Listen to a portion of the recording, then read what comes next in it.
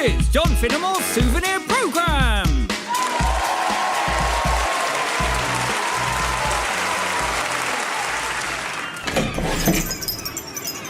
Hello, Mrs. Shaw. Yes, hello. Oh, you must be the management consultant. Yes, we have that honour, yes. As our letter said, we are giving back to the community by giving our services. For free? Absolutely free and for gratis for instant blitz sessions with small business owners like yourself who could never normally dreaming of being able to afford us. Lovely. It is lovely, and it's lovely of us to do it. So, what do you do here? Well, actually, it's all right. I've got it all down here. Let me see, yes. She sells seashells by the seashore. You sell seashells? By the seashore. Sammy, do you see the systemic flaw? Sure thing, CJ, I see it for sure. You shouldn't sell seashells by the seashore. You should sell seashells further inshore. Me sell seashells further inshore. Sure. Sell seashells way inshore. You see, seashells are free shells on the seashore. Yeah, who needs seashells bought from a store when we can all see free shells all over the shore? But if you sell seashells further inshore, the seashells you sell will sell for much more. Yeah, it's called scarcity value, you see. Well, it's been a pleasure to transform your life. We'll be on our way. Yeah. Oh, right, okay. Thanks. Just one thing, though. What about added value? What? How do you mean? Well, you see, every sunrise I search the seashore to seek out the best shells washed up night before. So when you seek seashells later, therefore, you'll only see shells of a standard that's poor. If you seek to please a seashell connoisseur, you'll need the seashells that I sell in my store. Oh, right, yeah. Yeah. But even so, our point still stands. Even if you're getting the best shells, they'll still sell even better inshore where there's no competition. Right, but these shells that I sell here in my store, I sell as souvenirs of the seashore. Here by the seashore, shells are a draw, but inshore, seashells lose their allure. When you buy seashells, if ever, I'm sure you buy seashells by the seashore. Yeah, that is true. Yeah. The only time I would ever even consider buying a shell is at the beach. Yeah, huh. I'm sorry, madam. There seems to be a slight chance that for the first time in the entire history of management consultancy, we may have swooped in with no knowledge or understanding of your business, suggested some terrible half-baked changes out of blind ignorance, and totally wasted your time. It's all right, you can't help it. Here, have a pickled pepper before you go. My husband picks them himself.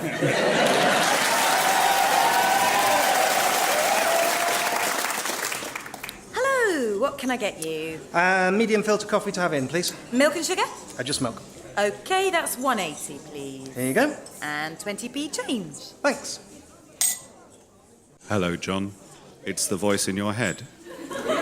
Oh, no, not you. Yes, hello. What I popped up to say was, I don't think she heard. Who? Heard what? The coffee lady. She turned away already and she didn't hear you put the coin in the tip jar. Oh, well, never mind. Shame, though, isn't it? You did a nice thing and she'll never know. It's not a big deal. You should nudge the jar. What?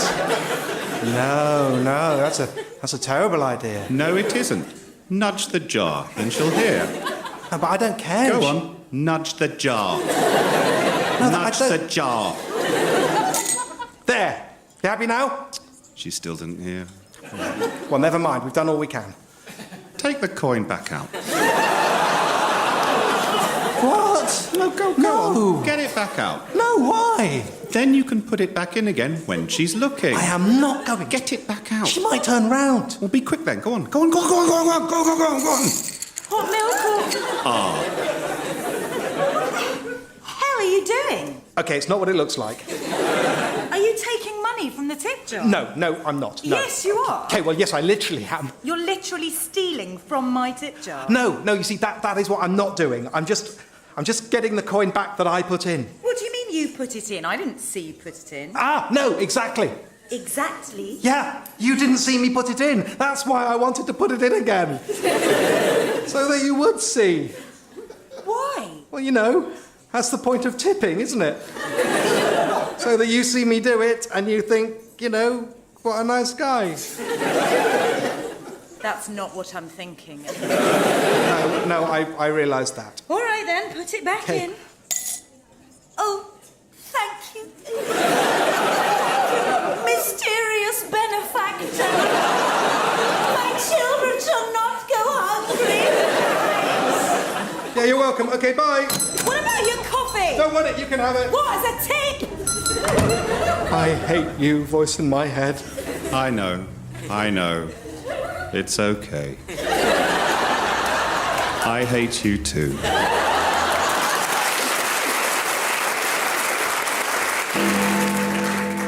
The news at 1 o'clock. Chinese industrial leaders are holding a summit in Kinshasa with members of the African Union concerning future land use and mining rights on the continent. This is important, and you should try to pay attention. Protesters are calling on the United Nations to block the proposed deal for reasons you may or may not agree with, but should definitely know about. The Shadow Health Secretary has today strongly criticised the government for reasons which are mildly important, but on the other hand, criticising the government is more or less what shadow ministers are for, so you needn't feel too bad if you don't pay too much attention to this one. The government responded in much the way you would expect them to respond, so again, half an ear is plenty. In Stoke-on-Trent, something really awful happened to a family of 4. You'd find it very interesting because that's human nature, but I'm afraid it's none of your business. And finally, there has been further criticism of the new mandatory consumer advice during news programme scheme, with opponents calling it paternalistic and patronising. Supporters of the scheme have responded that, yeah, fair enough, it's definitely both of those, but still, you have to admit, we have a point.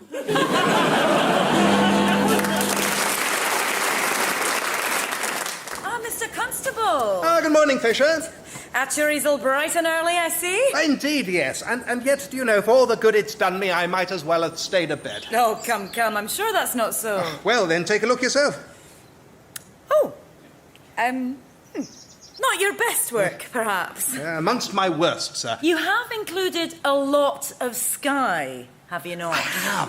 Yes, a lot of sky. Lot. Yes, far more than I planned. And yet, somehow, I still feel unable to capture the scope of the beautiful downs. They seem hemmed in, as if cramped by the very canvas. I believe I have it. Indeed? If I may make a small adjustment. By all means. There. Oh. You had your canvas set on portrait mode. And this, of course, is a landscape. Of course. Thank you. Do you know what? I'm always doing that. No. Oh. I think my favourite chocolate is probably Lindt. Oh, no. No? No, can't stand mint chocolate. Oh, right. Oh, sorry to be so vehement. I'm afraid I'm a real chocolate geek. Are you? Oh, yeah. No, you're not. Sorry? You're not a chocolate geek. You just like chocolate. No, it's more than just liking it. I'm a total geek about it. Oh, I'm sorry. Do you insist on cuvertures that don't add emulsifying agents, or do you think sacrificing mouthfeel for purity is a false virtue? No, I don't mean I'm a geek about how they make it or whatever. What I mean is, me and my friends, we can geek out for hours about which is better, Hotel Chocolate or Montezuma. That's not geeking out. That's just having a preference. Yeah, but, we argue about it back and forth. That's called arguing about what chocolate you like. That does not make you a geek, nor does buying slightly more expensive chocolate than normal chocolate. To be a chocolate geek, you actually have to know about chocolate. Oh, I see. And you're a chocolate geek, are you? No, I'm not. And I know loads about chocolate, but I'm still not a chocolate geek because I don't know loads and loads and loads about it, and I'm not a bit weird about it. You don't have to be a bit weird about something to be a geek about it, though. Yes, you do. That is what being a geek is. It's not just having an interest. It's not going to an observatory once and then being pleasantly surprised you're not bored. It's not being able to tell a Harley-Davidson motorbike from a not a Harley-Davidson motorbike. It's knowing as much as you can possibly know about a thing and being at least a bit weird about it.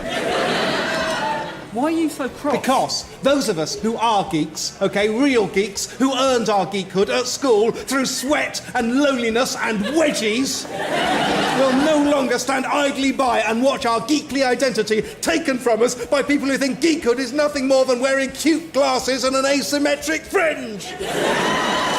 Particularly not when they are the very people who gave us the wedgies at school. Fine, OK. Well, what are you a geek about, then? Horror films. Oh, really? Me too. Oh, come on. No, seriously. OK. What's your favourite? I like them all. Then you're not a geek!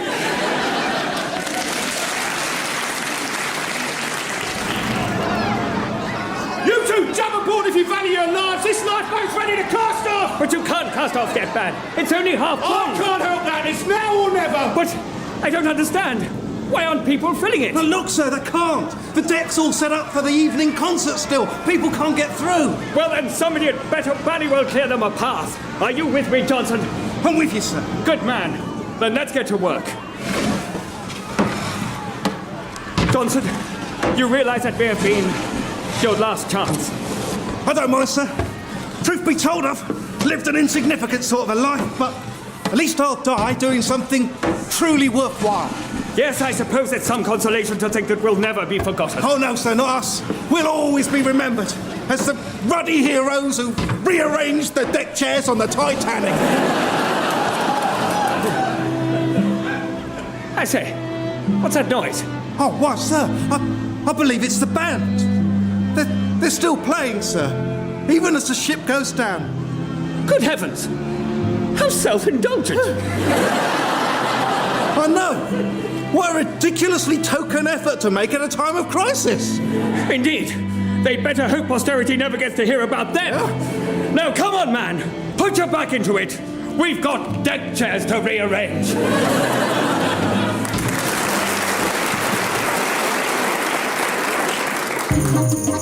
Hello, my name is Ivan Petrovich Pavlov. I am famous Russian scientist. Most famous thing Pavlov does, Pavlov takes Pavlov's dogs, Pavlov presses buzzer, bzz. Pavlov feeds dogs, Pavlov's dogs salivate. Whoops, can't hear Pavlov's dogs salivate on radio. Let's say Pavlov's dogs bark. Good Pavlov's dogs. Then one day, Pavlov buzzes buzzer, bzz. Pavlov doesn't feed Pavlov's dogs. Pavlov's dogs salivate anyway. Sorry, bark anyway. Good Pavlov's dogs. Pavlov's dogs now have conditioned reflex. Stupid Pavlov's dogs. Clever Pavlov. King of Sweden gives Pavlov Nobel Prize. Well done, Pavlov. But you want to know how Pavlov come up with brilliant one day not feed Pavlov's dogs idea? Pavlov will tell you that exact thing now. This is Pavlov's wife, Mrs. Pavlov. Hello, I am Mrs. Pavlov. Except interesting Russian surname fact. Did you know Russian ladies stick letter A on end of surname, so Mrs. Pavlov, actually Mrs. Pavlova. Yes. Like delicious creamy meringue treat.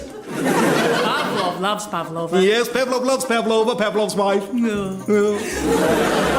Pavlov also loves Pavlova, delicious creamy meringue treat. Pavlov does. Pavlov loves Pavlova and Pavlova. But, secret squirrel fact about Mrs. Pavlova. Pavlova loves Pavlov, but Pavlova does not love Pavlov's dogs. Now, Pavlov, absent-minded scientist, sometimes Pavlov forgets to feed Pavlov's dogs.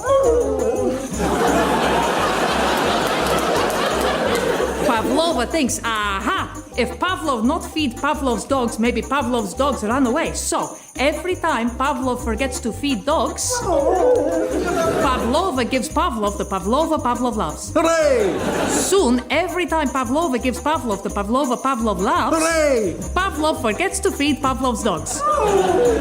Pavlov now has conditioned reflex. Stupid Pavlov. Clever Pavlova. But, Pavlov's dogs do not run off from Pavlov. They just get thin and sad. Pavlova feels sorry for Pavlov's dogs, yes. Tells Pavlov whole story. Pavlov forgives Pavlova.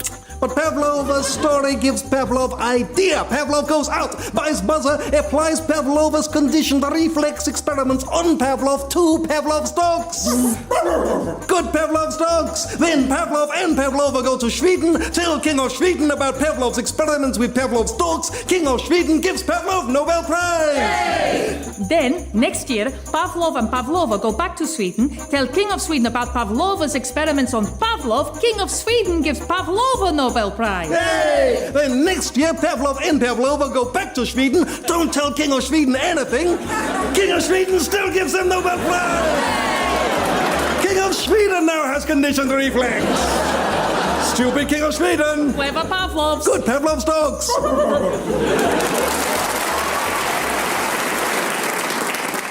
Rich, hi. Hi, Sam. How you doing? Yeah, not too bad, thanks. How about you? Yeah, no, fine. You here on your own? No, I'm having a drink with Andy, but he's running a bit late. Oh, Andy, I haven't seen him for ages. How's he? Yeah, no, he's good. It's fine. Yeah. And you? Are you here with? Oh no, actually, I'm on my own. My train's not for an hour. I thought I'd have a quick drink. Huh, yeah, fair enough. Good plan. Well, shall I I mean, I could join you if you like. Ooh, no. No? No. Thanks. Oh, OK, sorry, if you and Andy have something private to discuss. Oh, no, nothing like that. Oh. No, it's just you're not really the friend I'm in the mood for. No offence. Well, you say no offence. No, I mean, really, don't be offended. I mean, you're a really good friend and everything. I probably like you more than I like Andy. It's just, I've got myself into an Andy mood now. You know how it is. No, I don't. Yeah, you do. Yeah, it's like, it's like when you all arrange to go out for a curry, yeah? But when you get there, the curry place is closed and everyone else goes, oh, well, let's just go to the pizza place over the road. And you're thinking, oh, I really fancied a curry. Well, that's what's happened here. You don't have to choose. We'd both be here. What, like pizza and curry? All mixed up? Ugh. We're not as different as that. Well, no, I suppose you're not. But then I'm a bit different with you both, you see. Like with Andy, I'm more blokey, yeah? And with you, I do this ruthlessly destructive honesty thing. And, you know, if you were both there, I'd have to be constantly thinking, oh, do I do the Andy me or the Sam me? That sounds tiring. So I can just piss off? Oh, well, not piss off. Just go off. Right. Yeah, you know, and have a quiet drink while you wait for your train, which is all you thought you were doing anyway. It's not like I'm standing you up or anything. Oh, no, you're behaving really well. Oh, great. Thanks for understanding. Yeah. Oh, Sam's great. I should see more of him. You know when people say, wouldn't it be great if we could all just be completely honest with each other? Well, no.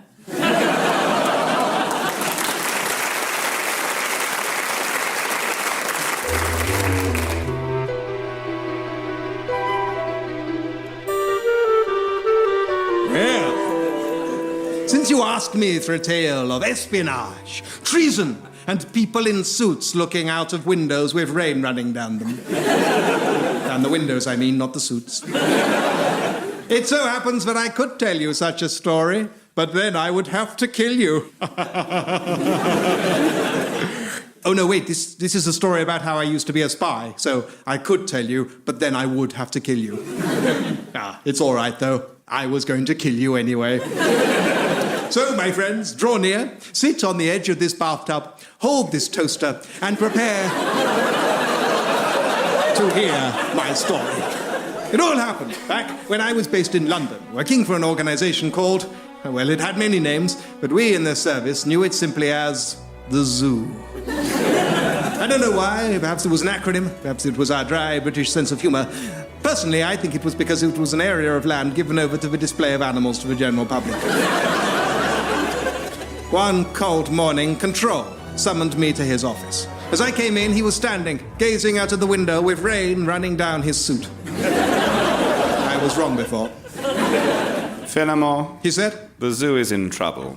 trouble, sir? Oh, yes. Times have changed, Finnemore. What, again? Yes, indeed. It's not like it was when we started, Finnemore. You remember when we started the zoo?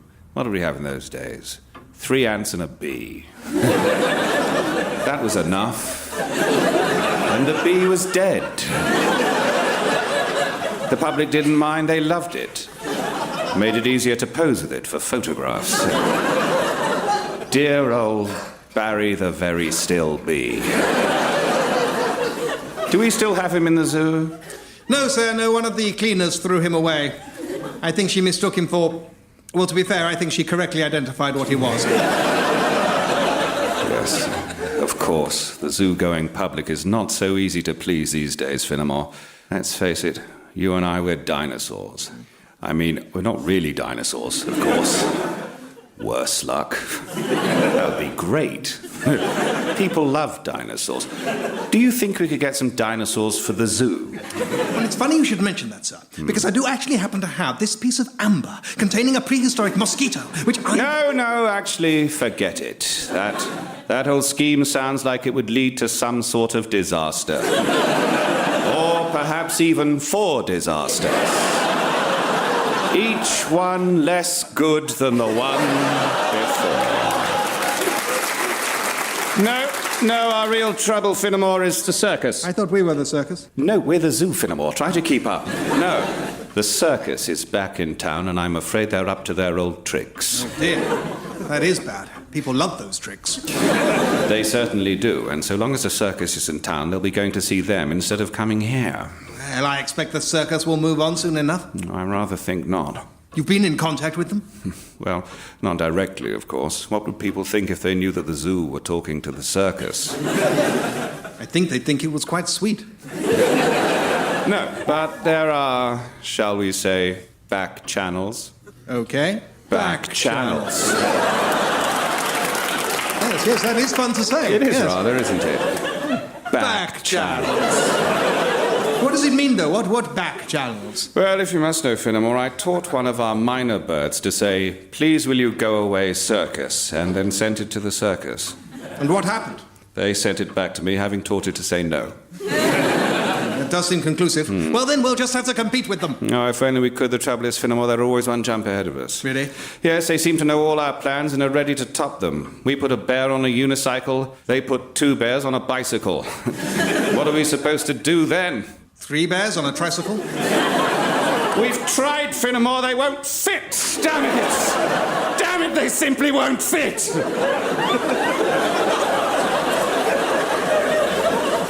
And you know what this means, of course? Yes. The bears are bigger than tricycles. Yes, it certainly means that, but more generally it means that someone in this organisation is leaking information. No. I'm afraid so. We have to face facts, Finnemore. There's a mole somewhere in this zoo. I want you to find it. I think I may already have an idea. No, Finnemore, please, could you not do that joke? I'm an old man and I think it might actually kill me. Yes, very good, sir. So would it be all right if I tried to have my cake and eat it by heavily implying the joke and then not actually doing it? I suppose so, if you must. Now, off you go and find me that mole. But before you go, shall we say back channels? Back channels. We said our goodbyes and our back channels, and I set out. Control had given me the names of 4 keepers he suspected of being the mole. Jay from llamas, Sam from small mammals, Mr. Driscoll, arachnids, or Laura, sloths. One of them had to be the mole, but which? Llama, gopher, spider, sloth. It was impossible to know. I began with the llamas. They could tell me nothing, so I spoke to their keeper. Tell me, have you seen anything suspicious lately? Anyone talking to someone they ought not to be talking to? Or not talking to someone they ought to be talking to? Or not talking to someone who ought not to be not talking to them? Or vice versa? Might have done, might not have done. That's right. Which is it? I'd rather not talk here. Why not? You know what they say? Llamas have ears. I don't think they do say that. They say walls have ears. Walls? Yeah. Have you ever seen a wall? Yes. Have you ever seen a llama? Yeah, all right. This was getting me nowhere. I moved on to gophers. So, I hear you're looking for the mole in the zoo. Said their keeper. How did you know? Oh, I've had my boys do some digging. I say that, it's quite hard to stop them, but it's true, isn't it? As it happens, yes. And surprise, surprise, you've come to me. It's always the same. Whenever anyone's looking for a mole in this zoo, they come to small mammals. No, I've actually spoken to Control. We're not going to do that joke. Oh, really? You've gone to all the trouble of setting this story in a zoo and you're not doing that joke? No, it just seemed a bit obvious. Oh, I see. So presumably you didn't do the, shall we say, back channels one either?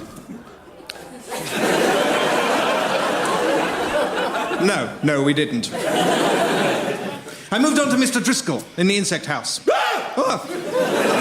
Mr. Driscoll, you seem surprised to see me. I'm surprised to see anyone. I mean, this is the insect house. Who goes to the zoo to see insects? I'll tell you who. Weird little boys and people confronting their phobias. 70% of the people who come to my exhibit come specifically because they hate it. I'm the only one who has to suffer like this. Nobody goes to the zoo to confront their fear of pandas. It's just me! It's just me!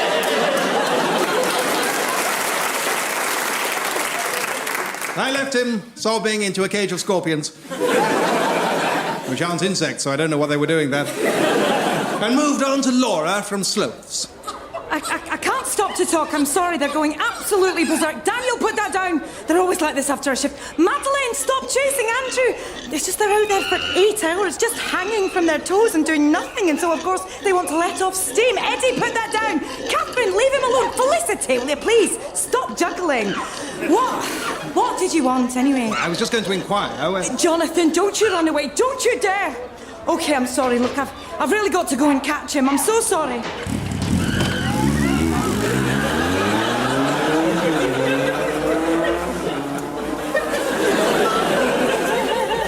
Well, you're not going to catch him now. He's got on that motorbike.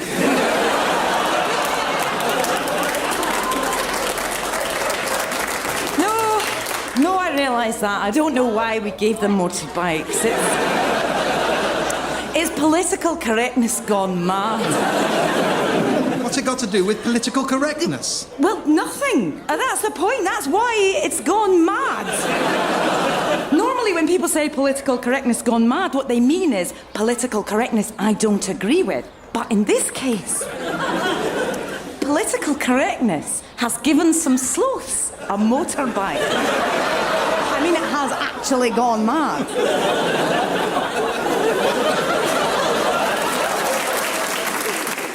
I left her, chasing her sloths, and stumbled away into the drizzle of the evening. I seemed no further forward than when I'd begun, but one of them must be the mole. Which was it? Llama, gopher, spider, sloth. The words seemed to ring mockingly in my ear. Llama, gopher, spider, sloth. Llama, gopher, spider, sloth. I turned and realised I was passing the mockingbirds. But something didn't add up. Mockingbirds can't talk. And then I realised the mockingbird aviary is right next to the mynah birds.